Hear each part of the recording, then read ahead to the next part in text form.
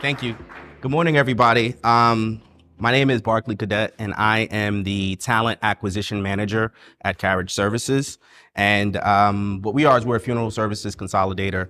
Been around for over 30 years now. We have just shy of 200 locations today, ranging from funeral homes and cemeteries all over the country, ranging from Boise, Idaho to Fort Lauderdale, Florida, across 26 states.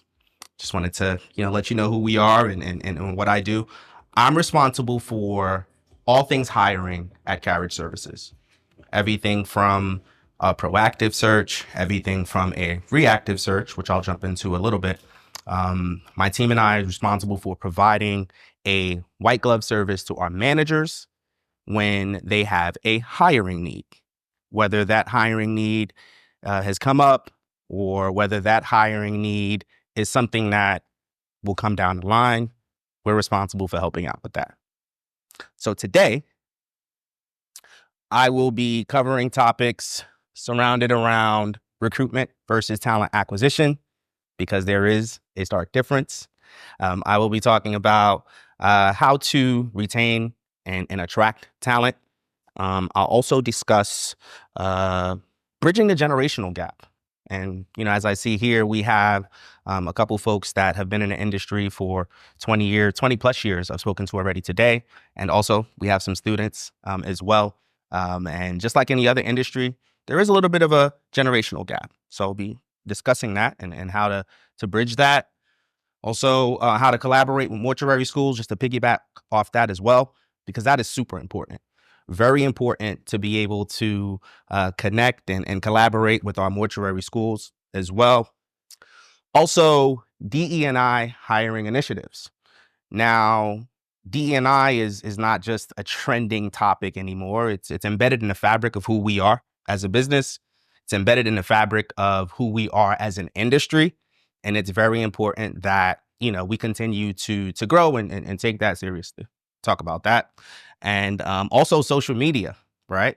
Social media over the last 10 to 15 years has exploded. Everything from TikTok to Facebook. Some people use LinkedIn as a little bit of a social media connection platform. We'll talk about that as well here today. But as far as innovation is not just improving via technology, because that's the first thing people go to. It's a technological advancement in your industry or what have you. It's also the advancement of a thought. It's the advancement of mindset. Robbie gave a great speech at one of our conferences just recently, and it's about mindset, right? And a lot of people just think of recruitment as, hey, I need a candidate. Find me a candidate. I'll dig into how and why it's way more than that, right? White glove talent acquisition is where innovation and passion meets service and execution.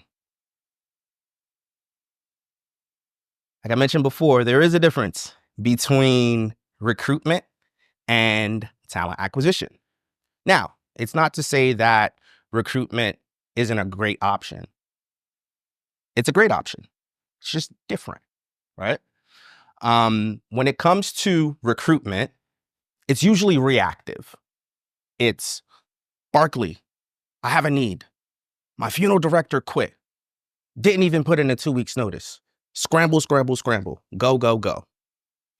You get that a lot, right? But as a recruiter, you're always scrambling. You're always trying to find a way to make things happen. However, as a talent acquisition professional, right? You always want to be able to tell a manager, hold that thought. I might have someone for you. I can't tell you how many times over the last year, a manager has reached out to me and says, I have a need. And I said, I might have a person. So that's the process of being prepared. That's underrated in our industry, but it's something that's very important. And that's what a talent acquisition professional would do different from, let's say, a recruitment agency or a third-party company that you're using to plug a hole.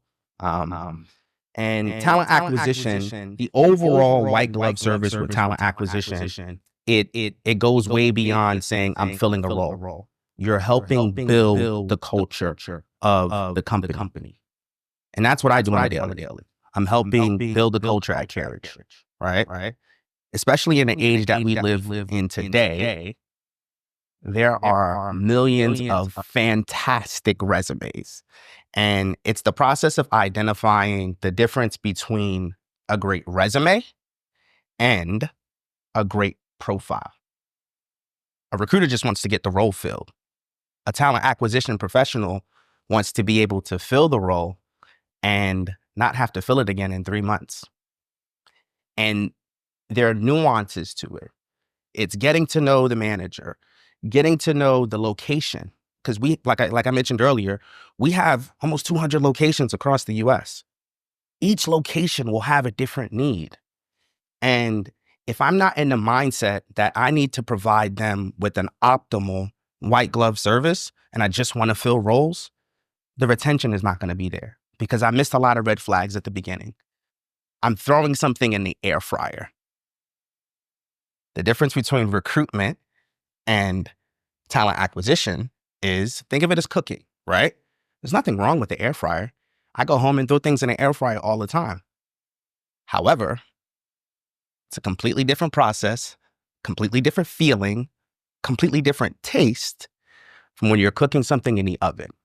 It's a completely different process. So that's how I'm able to tell the difference between the two. But again, talent acquisition, it looks into building for the future, not necessarily just the present. Whereas in recruitment, again, it's not, to bash recruiters or recruitment specifically, but recruitment, it really is in the now. It's a little bit short-sighted, and sometimes it's needed. But yeah. How to attract and retain talent. Attracting and retaining talent is very important, especially in our industry. As we know, it's a very niche industry. You might not have 300 candidates that apply to your funeral director job.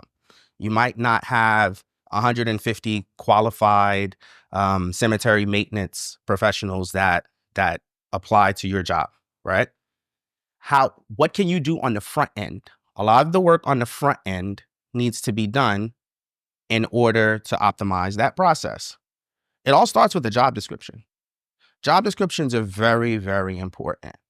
And I see thousands of job descriptions. And similar to resumes, job descriptions are created nowadays with artificial intelligence. There's nothing wrong with artificial intelligence. It's the future.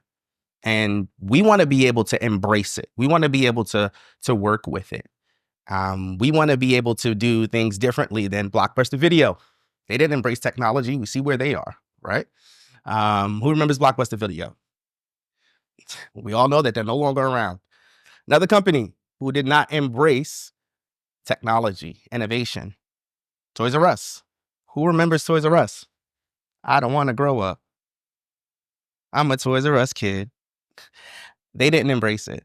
But as an industry, I think it's very important for us to not only embrace technology on the front end, everything from new systems and softwares and things of that nature, but also on the back end, from an HR perspective, from a talent acquisition perspective. I think it's very, very important for us to do so. So from a talent attraction standpoint, it's very important. But also being intentional with your hiring process. Being in talent acquisition, a lot of the times it's an uphill struggle. I'd say 70% of candidates that I speak to have had a horrible experience with a recruiter. The recruiter hasn't gotten back to them.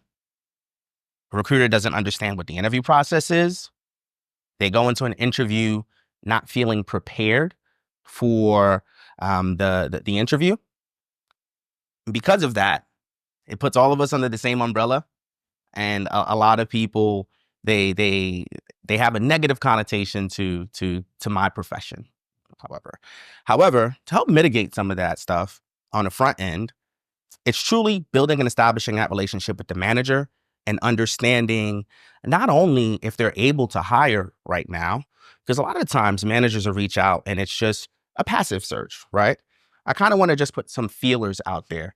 I kind of just want to see what's out there. We might be growing in the future. Having that information is vital. And wanting to extract that information is going the extra mile. Because then I can level set with the candidate. Because the white glove service that I'm speaking of, it's not just with the manager, it's also with the candidate. You always want to build and establish relationships. We are in the people business. And in order to be in the people business, we have to establish relationships. You can't be in the business of people if you're not continuously establishing relationships. We're in the relationship building business. If I'm out and someone asks me, well, what do you do? I build relationships. Well, what else you do? I change lives. And, at the end of the day, that is literally what we do. There's quite a few other things, that you can sell on the front end to candidates. Everything from how your company develops its employees.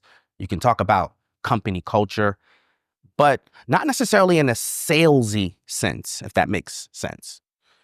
A lot of the times, you'll speak to a recruiter and you can tell that they are overselling the opportunity. There's no need to oversell the opportunity. I think the need is to state the facts, right? To level set with the candidates or student that's looking to get into the industry, looking to potentially get an internship at your location. It's identifying the need, but more importantly, selling back to set need. Now, the selling back to the need, it's genuine, right? But if a candidate says, hey, I am looking for somewhere I can grow. Because one of the main questions I asked during my initial qualification calls is, what are three things that you're looking for in the next stages in your career? And then when it's time for me to tell them why we're great and why we're amazing, these are some of the things that I'm going to hone in on, because we have a growth project or growth process within our company where we like to promote people from within. Organic growth. That's not fluff. That's real. And coming from a talent acquisition professional, it resonates a lot more. Why? Because as an internal recruiter, I know intimately the manager that I'm putting you forward for. So candidates have a lot more confidence in the service that I'm providing, as opposed to maybe someone who is just trying to hurry up and put them in front of a client. So these are all things that fall under the attraction umbrella. It takes place on the very first call, and it needs to be consistent throughout. Bridging the generational gap. When I first started in this industry, it didn't dawn on me that we have loads of folks in the industry at our locations that have been funeral services professionals for 15, 20, 25, 30 years, right? Illustrious careers within funeral service.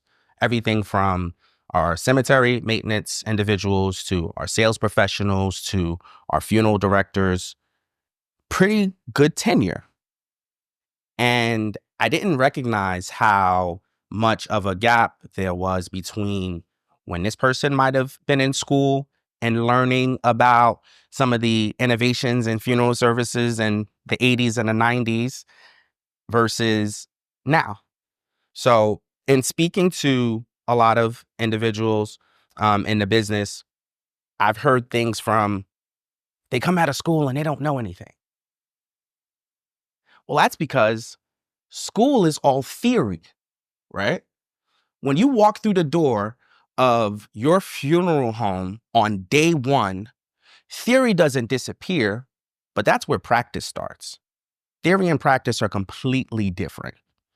And the practice piece, the only how that our students and our new funeral service professionals will be able to get that practice, it's if the seasoned professionals already in the industry are open-minded to teaching, open-minded to helping and mentoring.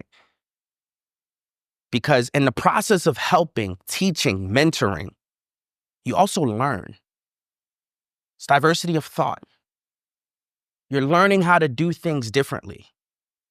And it's my job as a talent acquisition professional, right, to convey that message, to continue to convey that message to our hiring managers, our senior leadership. These individuals are our future in the industry.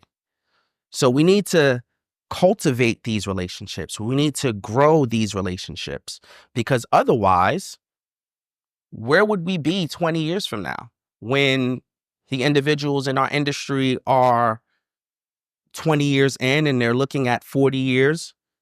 We need the next generation to come in and learn and grow and understand the industry, not necessarily in the same light as we, currently do it, but it could be different. And this is where the diversity of thought comes in. And that starts with mortuary schools. Funny story. Eastwood College in New Jersey. I'm from New Jersey. When I first started with Carriage, I wanted to establish relationships with mortuary schools because I felt like that was another avenue for us to extract candidates, right? You have obviously applicants. You have obviously individuals that are on LinkedIn. But a LinkedIn study recently showed that 70% of people who are actually on the job market are not on job boards, and they're not actively applying for jobs. But as far as like the mortuary school collaboration, back to the story, I reached out to Eastwood College. I identified who that contact person was, and we had a conversation. Said, hey, my name is Barkley. I'm the talent acquisition manager at Carriage Services. I just wanted to introduce myself. We have loads of funeral homes in the Northeast. I know, every semester you have students that are graduating, looking for internships and things of that nature. I just wanted to introduce myself and let you know who I am. And he said, that's great. I saw a 713 area code. Are you located in Houston? I said, why, yes, I am. And he says to me, next month, we'll be in Houston. And I said, who's we? He was part of the National Funeral Directors and Morticians Association, and they were having a Emerging Leaders Under 40 Summit here in Houston. And I said, that's awesome. I would love to attend. I called up Robbie. I said, hey, Robbie, do you know this organization? I know you're on the board everywhere. She goes, no, I'm not on the board, but I do know the chair. And I was like, bingo. I said, they're going to be here in February. We should go. She said, that's fantastic. Let's do it. Networking opportunity. But what came of that was the chair for that division of the National Funeral Directors and Morticians Association, which was my contact person. We were having Black History Month. We were celebrating Black History Month at the time, in the month of February. And I said, Stephen, would you be open to coming to our office and basically speaking about the National Morticians Association? I didn't know who they were. Come to find out, a lot of people at Carriage didn't know who they were either. So I thought it was a fantastic opportunity to network. I thought it was a fantastic opportunity for them to come in and explain to us what they did. They've been around since the early 1900s. They were the funeral services company that was responsible for transporting Dr. Martin Luther King and his wife on their wedding night. They happened to stay above one of their funeral homes. I didn't know that. Fantastic information to know. And that just came off of one simple phone call. I called just to say, hey, here's who I am. right? What I've also been doing and what I want to continue to do in 2025 is think outside the box. And when I say think outside the box, I want to think outside of a box of donuts. It all makes sense. A lot of times I've heard two schools say that previously someone's reached out, they wanted to, sponsor, send over some donuts for the students and things of that nature. That's great. I love donuts. Who else loves donuts? Pizza's awesome. I love pizza as well. But would you have a lasting impact? Would you remember that Barkley sent over donuts? No, not really. Not 2-3 years from now. So some of the service, the white glove service that I'd like to provide and continue to provide is, well, how about this? Would I be able to put on somewhat of a webinar? Everything from resume writing techniques, interview taking techniques, professional etiquette. These are all things that are needed. I never assume that it's a foregone conclusion that someone is coming into the industry that they know these things. You never want to assume that someone coming into the industry knows how to put together a resume, how to present, how to come to an interview, what to dress like, what your demeanor should be. These are things that are important because you will be the face of that location, especially as a funeral director. You will be receiving someone who was undoubtedly going through the worst day of their life. So everything from dressing the part, it goes a long way. It's not the what. The what is one thing. The how is just as important. And it's my job as a talent acquisition professional to not only educate the managers on, hey, here's what my process looks like. Here's what we can do better. But why stop there? I'd like to educate the candidates as well, because that's a trickle-down effect. That will improve our industry. That'll make us better long-term. And I think it's definitely something that's missing. So if a mortuary school that I've partnered with said, hey, when I have candidates that are graduating or a candidate is looking for an internship, I'll send over a list of candidates every quarter or every year. That's great. I'll pledge every semester to put on a 1-hour seminar or a 2-hour seminar or whatever it is to help prepare the students to come in the workforce. So it's kind of like a one hand washes the other kind of sort of. And it's not a situation where I'm selling carriage at all, selling the industry, because that's super important. DE&I hiring initiatives. Our friend Steven, earlier, he told us that he has all the alphabets, ADD, ABC, ADHD, right? We have platforms that are geared to and tailored to individuals with autism, higher autism. And you think to yourself, well, how does that translate? I can think of a million ways. However, I'll tell you two. Me being a former special education teacher, I've worked with kids who have autism for years, right? And one thing that's consistent is that they are very meticulous. They are very detail-oriented. I can think of two areas within our business that's absolutely needed. So why shy away from people who might be on the spectrum? As a cemetery worker, you have to really be detail-oriented, right? But also as an embalmer, does anyone think an embalmer needs to be detail-oriented, attention to detail? Very important.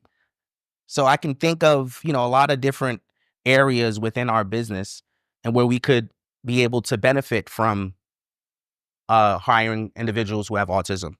Veterans. Yesterday was Veterans Day. We have any veterans in here? Clap it up. Thank you for your service. I target veterans. Why? I know at the very minimum, they'll be professional, they'll be on time, and they don't have an issue with structure. And that's what's needed. You'll need that in our business. You'll need that in our industry. So everything from looking at different job boards and hiring differently will lend itself to what we ultimately want to do. We want to have an inclusive environment. Because when a manager says things like, and I hear it all the time, not necessarily at Carriage, but over my 10-year career, we want someone whose personality is this. My first question says, why? Their answer is because it'll mesh well with what we have on the team, a cultural fit. Cultural fit. What is cultural fit? Cultural fit is great. However, what's even better is cultural add. Cultural add is what you're looking for. And on the surface, people aren't necessarily thinking of it that way, but it's my job as a talent acquisition professional to explain to them why the cultural add is even more important than the cultural fit. The cultural add, it goes back to what I mentioned earlier. Diversity of thought. I can't hone on that enough. Super important to have professional people in the room that might think differently. They come from a different background. They have a different idea. They look at things from a different perspective. And in order to scale your business, grow your business, and have an overall great working environment, that's super important. It goes a long way. Avoid limiting language. Sometimes in job descriptions, one word added to it, taking out of the job description, can generally turn someone off from a specific gender or religious background. It can be a turnoff. So things like having a neutral job description, right? You might not necessarily think it, but it promotes diversity. Things like celebrating LGBTQ community Pride Month, something like that. They see that on your website. That promotes diversity. That promotes people from different areas and different religions and economic backgrounds to be interested in your company. So these initiatives aren't necessarily, hey, let's just get like a ribbon or a button and say, we celebrate diversity. That's surface level. If you really dig into the weeds, it's doing some of these things. It's recruiting differently. It's looking at different avenues. These are the things that promote DE&I hiring initiatives. And when it comes to hiring, right? One thing that it's inevitable, we all have bias. It's something that we're born with. It's something that is natural. You don't do it on purpose. And it's my job when providing a white glove service to my managers to help them reduce that. Because everything from the initial, I guess, interview process or looking at a resume, some people might look at a resume and say, oh, this person has had too many jobs and too many years, right? And when I first started recruiting in 2015, that was, for lack of a better term, a death sentence, right? If you have too many jobs in a short period of time, it's, well, this person's job hobby. I like to dig into the why, right? Recently, I spoke to a candidate who was in a process of family planning. They had 2 kids in 5 years. So they had to leave their job, go to another job, or take a year off. Another job closed. Their company closed and it was bought out by another company. So on their resume, they had 3 jobs in 5 years. But if my mindset was to judge this resume without having that conversation, therefore having a bias on this person without actually speaking to them, I wouldn't have known that. They were a fantastic candidate. They were great at what they did. They were professional. They were knowledgeable. And I was able to place the candidate. And explaining to the manager, before you speak to this candidate, here are my thoughts, right? I spoke to them. This is the situation. And it eliminates the bias. And I think that goes a long way because sometimes, again, in my industry, 9 times out of 10, you're just trying to present a candidate and hopefully they get hired. However, that's not white glove service. I have a manager that I work with currently. Just recently, he had a managing partner opening.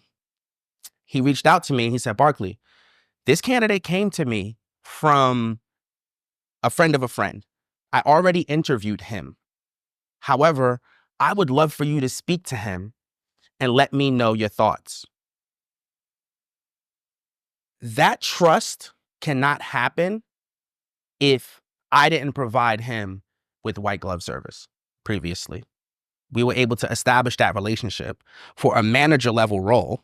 I'm just a talent acquisition professional. He trusts my opinion on this candidate, on this managerial candidate enough where he can come to me and says, I'd like for you to speak to him and let me know your thoughts. That's what it's about. It's not just about putting butts in a seat. I think that's just very surface level. It's about touching on stepping outside the box, establishing those relationships, and providing an optimal service for your clients. And in this case, my clients are my managers. Also, from, I guess, reducing unconscious bias, I think it's a lot of the times you see job descriptions specifically, and they say, we want a native English speaker. There's a company within funeral services that has this on one of their job descriptions. I won't say who. And that would be a turnoff to me. Fun fact, English is my second language. I didn't speak English until I was 6. I vividly remember kids picking on me because I didn't speak English. There are hundreds and millions of candidates that are looking and applying for jobs that might be very, very qualified for the position that have the same thought that I have. And it's my job to explain to managers if that is something that does come through. When I said, hey, what should this job look like? I said, well, we would want a native English speaker. It's my job to explain to them, okay, they don't have to necessarily be a native English speaker in order to be great at this job, in order to be someone who can add to our company culture, in order to, be a great employee.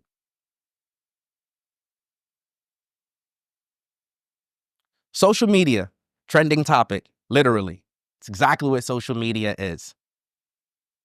It's very important to tap into that avenue, mainly because everyone is on social media. Everyone.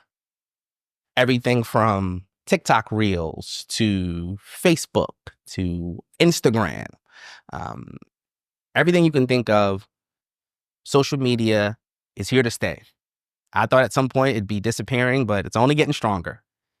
And it's very important, and this is where partnership, within the spirit of empower partnership, that talent acquisition and marketing have to collaborate on this. Because this is a breeding ground for candidates.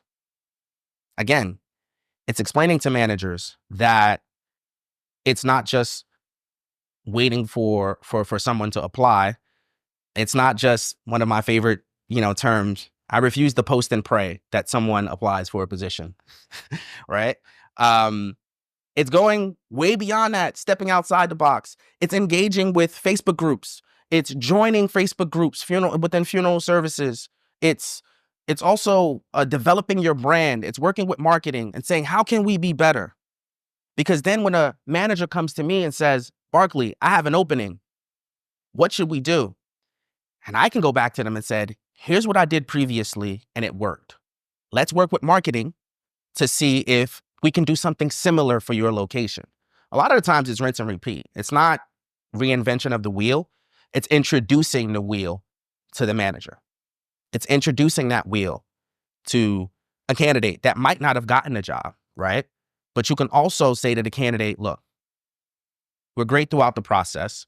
I enjoyed speaking to you. Join this Facebook group. There are thousands of funeral services professionals there. There are loads of recruiters there as well that are constantly posting jobs and speaking about openings. And then you get those aha moments. I never thought of that. Bingo.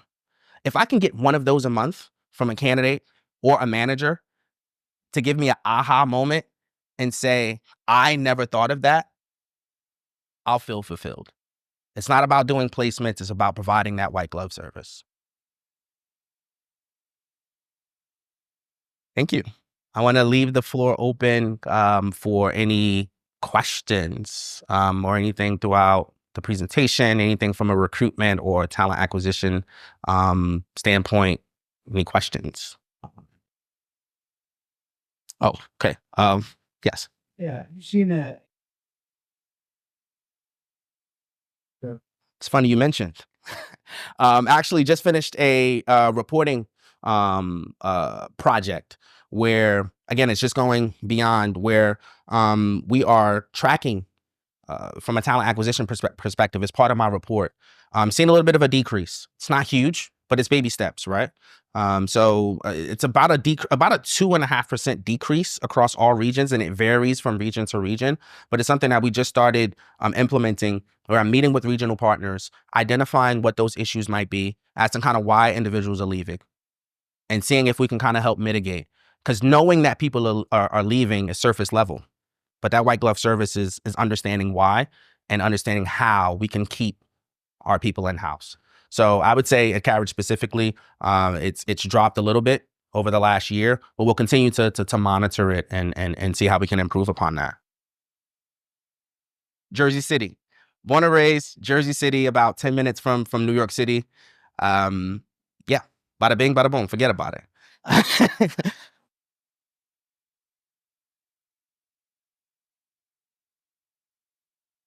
It depends. For instance, if I'm looking for a sales professional or a cemetery worker, right, I'll go straight to Indeed. Indeed is phenomenal. Believe it or not, it's probably not the best place for funeral directors. Funeral directors, they hide. They don't necessarily, they're not everywhere on social media or on the job boards, but I've had some really good luck placing managers and funeral directors on LinkedIn. But you have to uncover some stones in order to get them. What's one thing that you can give the young talent, coming into the workforce that separate them from the older generation that had that experience? What's one thing that, could you please repeat? I'm so sorry. What's one thing that you can give, the young talent that's joining the workforce that can separate them from like a more experienced candidate? Okay. One thing that will separate them is your passion, right? I think it's a lot of the times you'll show up to an interview and you won't necessarily be prepared. And prepared is not only how you dress. A lot of people think that I'm dressed and I have my resume, I'm prepared. It's not being prepared. That means you put on a suit. Being prepared is knowing your manager, having questions specifically for your role, and maybe about the location or the job that you're going to be doing. I think sometimes that's lacking. People think that if I'm qualified and I dress the part, that I should be able to get a job. No. That gets you in the door to the interview. But what sets you apart is your why. Your why is very important. Why us, being the company, right? Why are you interested in working for us? Why are you interested in this opportunity? And I think that's something that a lot of people they take for granted, that, if they dress the part, my dad told me I need to wear a suit for an interview, that I'll get the job. No. That's half the battle. So that's expected.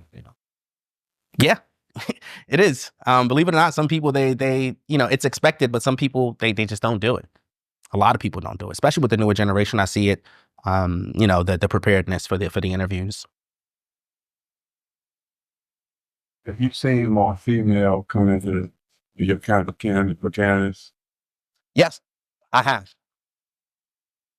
That's a good question. I can't speak to the reason why, but I can say when I'm looking for candidates, right? Gender, I don't see gender. I can see someone's LinkedIn profile and not have looked at their picture, because it doesn't matter. It's all about mindset on the front end. And I think evidence of that is, especially at Carriage, we're very diverse from a gender standpoint. Everything from leadership on down. And, I think it's cultivating that environment where it is a safe space. Whereas historically, it probably hasn't been. But I do see an influx of not only applicants, but profiles that I'm seeing, whether it's on LinkedIn or Indeed. It's like, oh, this is cool. This is great. Let me tell you what we do here at Carriage. We celebrate Women's History Month. We celebrate diversity. We have women in leadership positions.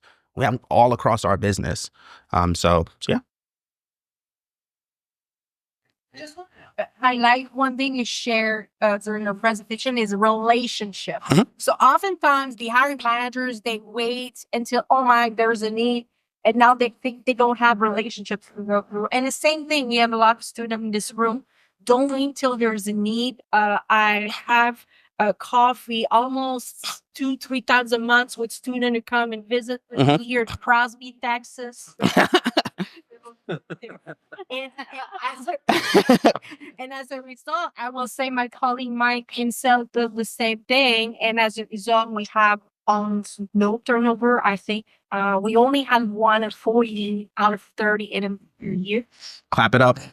That's great. For us, also that tells you we always welcoming your talent and feeling that relationship. We might not have nothing for you right now, but you don't know when I'm going to receive a call from a colleague, same thing for Mike, and we refer, and that's the networking part. So really important for both our manager and Absolutely. And from a relationship building standpoint, I'd say maybe 20% of the people that I speak to, maybe on a weekly basis, I might not have a job for them.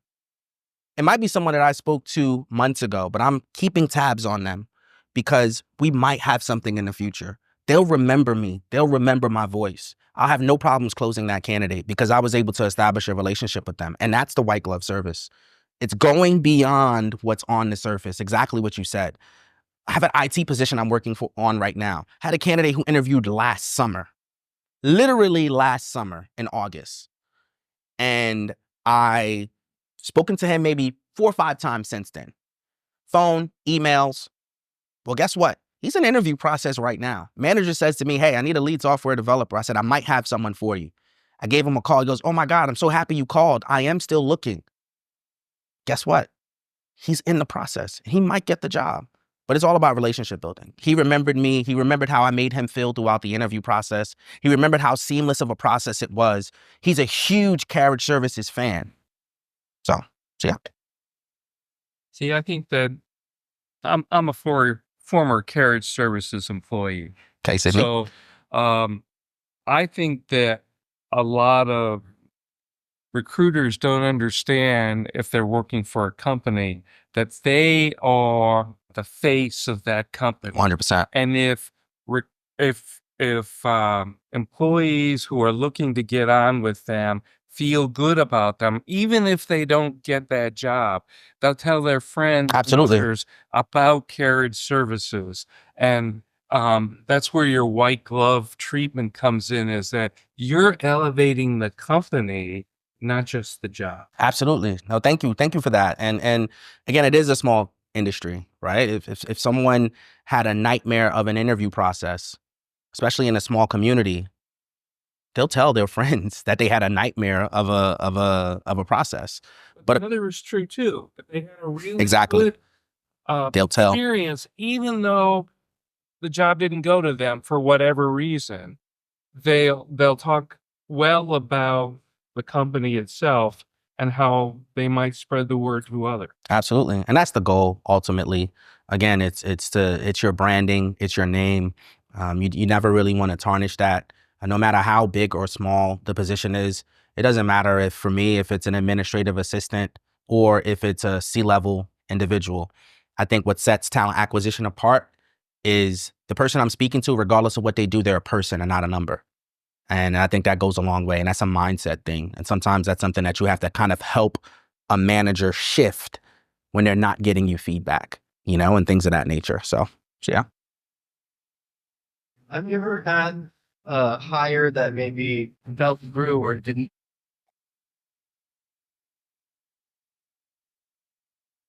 Yeah. I ignored the red flags. This is exactly what it is. I mean, and I think it's with everything in life, whether it's a home purchase or whether it's a business deal or what have you. Sometimes you can't ignore the red flags. If they tell you that you might have like to replace the roof in 3 or 4 years, something you have to kind of keep on the back burner and ultimately determine if that's something that you would want to actually go through with the purchase, right? So there was a candidate that I was working with, and she didn't seem quite on board with and this wasn't at one of our locations. This was at one of our corporate offices, right? She didn't seem quite on board with the fact that, you know, we were in office. That wasn't something that she was accustomed to or used to in her previous company. And she was such a great candidate on paper, came across really, really well. But if her commute's 45 minutes and she's not accustomed to doing it, that's a red flag. That's a red flag.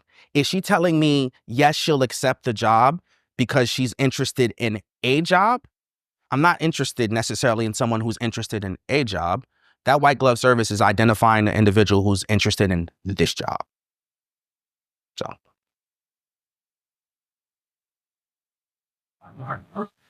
What's the most frequently asked questions you get from applicants and from managers respectively on fill up? From applicants, how much is the role paying? How much is the role paying? And I think that you know, sometimes I have some managers, it might be a little bit of a turnoff, but that's one of the pillars that everyone is interested in, is how much the opportunity is paying. And it's one of those things that it can be a touchy topic. But for me, at the very beginning of the conversation, I'll ask a candidate, what makes sense to you in the next stages in your career from a compensation standpoint? I'm not necessarily focused on, well, how much money do you make? It's kind of invasive, right? You'll if I've established that trust with you throughout that 30-minute conversation, and I've opened up to you and been transparent, I typically get that in return. And it's like, if I get something that's astronomical, obviously I'm very familiar with the role that I'm filling, I'll ask them, well, how'd you come to that number?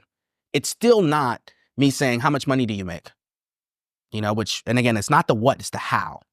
And as far as managers, I get a lot, do you have any candidates for me? And the answer is never no. The answer will always be, let me take a peek at the market. If I don't have someone, you know, ready to go, that's what that looks like. Any more?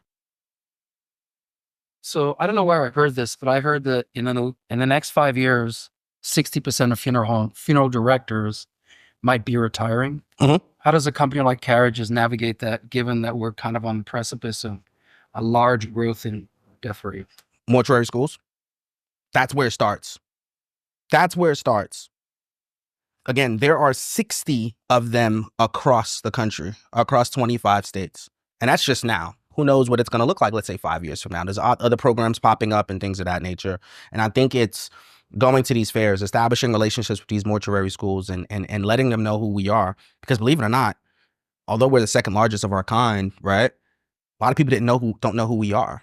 So it's just a matter of continuing to pump out marketing and you know, establish these relationships, because then it won't be a situation where I'm reaching out to them and saying, hey, it's me, it's Barkley again. I have 5 roles up in, you know, Springfield, Connecticut, or Springfield, Mass. It'll be them reaching out to me and saying, you know what? I have 3 students that are graduating in December that are looking for internships. Then I get on the horn and say, hey, Robbie, who do you have that's looking for apprentices or interns? And that's where it starts. And there's a sense of loyalty as well, you know, for the first company that takes you on, right? And yeah, and like you said, like a lot of people are going to be retiring. So we have to start now, the proactive approach, and not necessarily wait until the building is on fire. Let's do it now. All right, thank you.